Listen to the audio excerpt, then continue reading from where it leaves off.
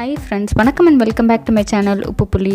இன்றைக்கி நம்ம ஒரு நான்வெஜ் ரெசிபி பார்க்க போகிறோம். நாட்டுக்கோழியில் எப்படி பிரியாணி செய்கிறதுன்னு தான் பார்க்க போகிறோம். நம்ம சேனலில் நிறைய நான்வெஜ் ரெசிபிஸ் போட்டிருக்கேன். பார்க்காதவங்களுக்காக லிங்க் வந்து கீழே டிஸ்கிரிப்ஷனில் என் கார்ட்ஸ்லேயும் தரேன், மறக்காமல் செக் பண்ணிக்கோங்க. இப்போ இந்த நாட்டுக்கோழி பிரியாணிக்கு நான் 1/2 கிலோ போல் நாட்டுக்கோழி எடுத்து க்ளீன் பண்ணி வச்சுருக்கேன். அதில் ஒரு 1/4 ஸ்பூன் அளவுக்கு மஞ்சத்தூள் சேர்த்துக்கிறேன், 1 ஸ்பூன் அளவுக்கு மிளகாய்த்தூள் சேர்த்துக்கிறேன், 2 ஸ்பூன் அளவுக்கு இஞ்சி பூண்டு பேஸ்ட்டு சேர்த்துக்கிறேன். இதுக்கு தேவையான அளவு உப்பு ஒரு 1/2 ஸ்பூன் சேர்த்துக்கிறேன். இப்போ நாட்டுக்கோழி வந்து பயங்கர ஹீட்டு, அதனால் நிறைய தயிர் சேர்த்துக்கணும். நான் இங்கே ஒரு 4 ஸ்பூன் அளவுக்கு தயிர் வந்து நல்லா சேர்த்துக்கிறேன். அப்போ தான் ஹீட்டு வந்து உங்களுக்கு கொஞ்சம் குறைஞ்ச மாதிரி இருக்கும். இப்போ இது எல்லாத்தையும் நல்லா மிக்ஸ் பண்ணிக்கிறேன். இப்போ இந்த மாதிரி நல்லா மிக்ஸ் பண்ணி மேரினேட் பண்ணிவிட்டு அதுக்கப்புறம் நீங்கள் பிரியாணி செஞ்சிங்கன்னா நாட்டுக்கோழி பிரியாணி வந்து நல்லா டேஸ்ட்டாக இருக்கும். இதை மிக்ஸ் பண்ணிவிட்டு 1 மணி நேரமாவது கண்டிப்பாக நீங்கள் ஊற வைக்கணும். ஃபஸ்ட்டே ஊற வச்சுட்டு மற்ற வேலையெல்லாம் அப்புறம் பாருங்கள். இப்போ ஒரு ப்ரெஷர் குக்கரில் ஒரு 2 ஸ்பூன் அளவுக்கு நெய் சேர்த்துக்கிறேன், 2 டேபிள் ஸ்பூன் அளவுக்கு குக்கிங் ஆயில் சேர்த்துக்கிறேன். இப்போ அதில் ஒரு துண்டு பட்டை சேர்க்குறேன், ஒரு 3 கிராம்பு சேர்க்குறேன், 2 ஏலக்காய் சேர்க்குறேன், பிரியாணி இலை 2 சேர்க்குறேன், அன்னாசி பூன்னு சொல்லுவாங்க அது 1 சேர்க்குறேன். இது எல்லாத்தையும் சேர்த்து நல்லா பொரிய விடணும் ஃபஸ்ட்டு. இப்போ வெங்காயம் பார்த்திங்கன்னா 2 பெரிய வெங்காயமும் 10 பல்லு சின்ன வெங்காயமும் எடுத்து வச்சுருக்கேன். அதை வந்து இந்த மாதிரி நீல வாக்கில் கட் பண்ணி அதை இப்போ சேர்த்துக்கிறேன். ஒரு 2 நிமிஷம் நல்லா வதக்குனிங்கன்னா இது வெங்காயம் வந்து லைட்டாக சாஃப்டாகும். அதுக்கப்புறம் ஒரு 1/4 ஸ்பூன் அளவுக்கு உப்பு சேர்க்குறேன். உப்பு சேர்த்து வதக்கும் போது உங்களுக்கு சீக்கிரமாக வதங்கும். பிரியாணிக்கே வந்து நல்லா வதங்கணும் வெங்காயம். அதுக்காக நான் அதை வந்து ப்ரெஷர் குக்கரில் லைட்டாக மூடி இது ஒரு 5 நிமிஷம் வரைக்கும் வைக்கிறேன். லோ ஃப்ளேம்லேயே வைக்கிறேன், ஃபுல்லாக மூடாமல் இப்படி லைட்டாக மூடி தான் வைக்கிறேன். பார்த்திங்கன்னா உங்களுக்கு லைட் ப்ரௌன் கலரில் உங்களுக்கு வந்திருக்கும், வெங்காயம் நல்லா மசிஞ்சிருக்கும்.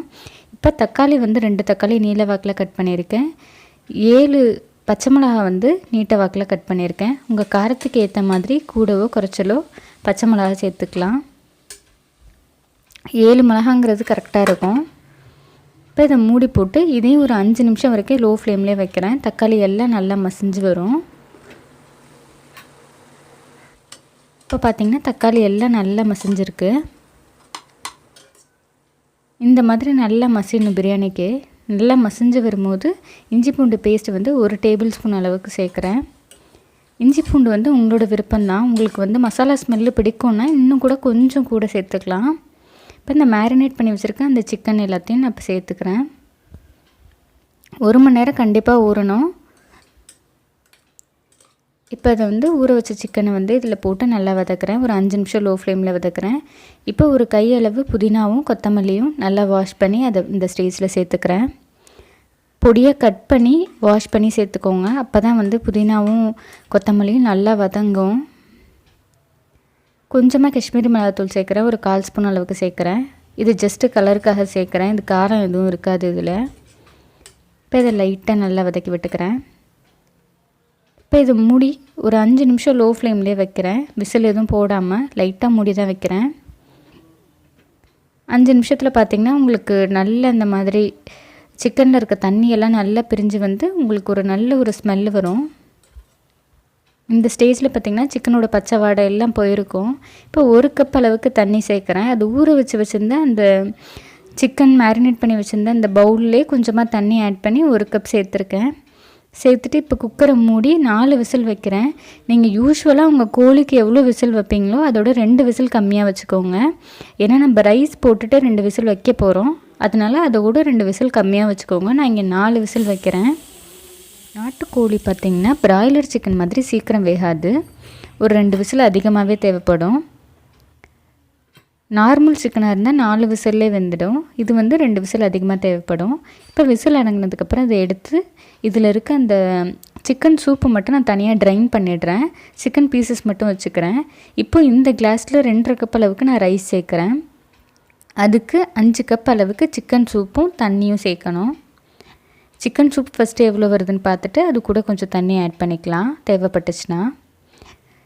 எப்போவுமே புது அரிசி நீங்கள் பிரியாணி அரிசி யூஸ் பண்ணுறீங்க அப்படின்னா ஒரு 1/4 கப் அளவுக்கு தண்ணி வந்து கொஞ்சம் கம்மியாகவே யூஸ் பண்ணிக்கோங்க. இப்போ 5 கிளாஸ் வந்துட்டு தண்ணி நீங்கள் சேர்க்குற மாதிரி இருந்துச்சுன்னா 4.25 கிளாஸ் வந்து தண்ணி சேர்த்து செஞ்சு பாருங்கள், அப்போ தான் குலையாமல் வரும் உங்களுக்கு.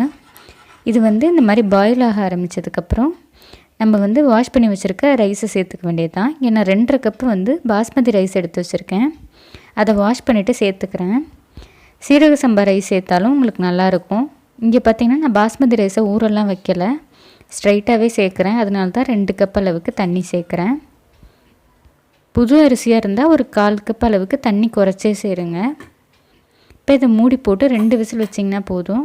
ரைஸும் நல்லா வெந்துடும். சிக்கன் பார்த்திங்கன்னா 3/4 வச்சு வெந்திருந்ததும் இப்போ 2 விசில் வச்சோன்னே நல்லா வெந்துடும். ரெண்டுமே குழையாமல் உங்களுக்கு நல்லா வெந்திருக்கும்.